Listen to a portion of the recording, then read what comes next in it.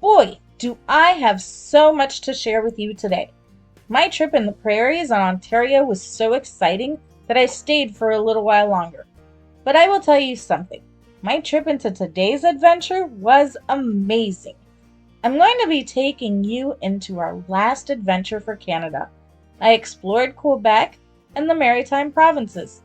There was so much to do and see that I won't be able to share everything today, but I will share with you some of my highlights. So, let's get started. I couldn't travel to Eastern Canada without visiting Prince Edward Island. This is where you will find the House of Green Gables. Lucy Montgomery was born and raised in Prince Edward Island.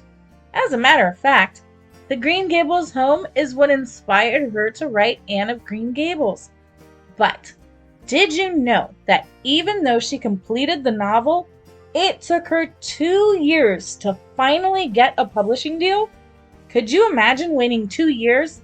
All those no's that she must have gotten before she finally got that one yes. Her 2-year wait was well worth it because in the first 5 months, she sold 19,000 copies.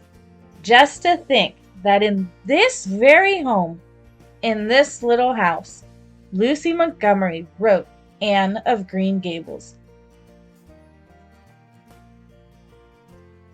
Quebec. There is so much to talk about and see that I don't even know where to start. After all, it is the largest province in Canada.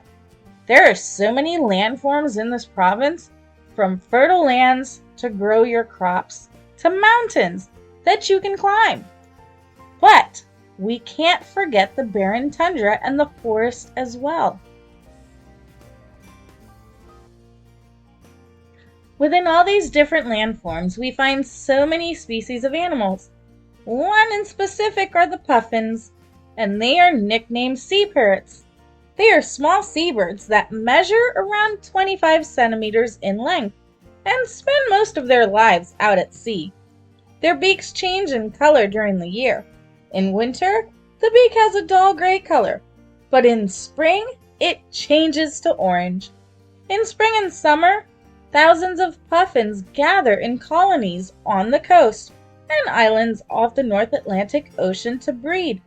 They usually pair up with the same partner as previous years. Some may have been together for 20 years.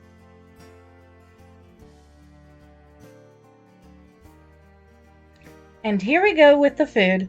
I honestly think I might have gained a few pounds with this adventure. Quebec has this amazing dish that is called poutine. It is a dish of fries that is topped with cheese curds and gravy.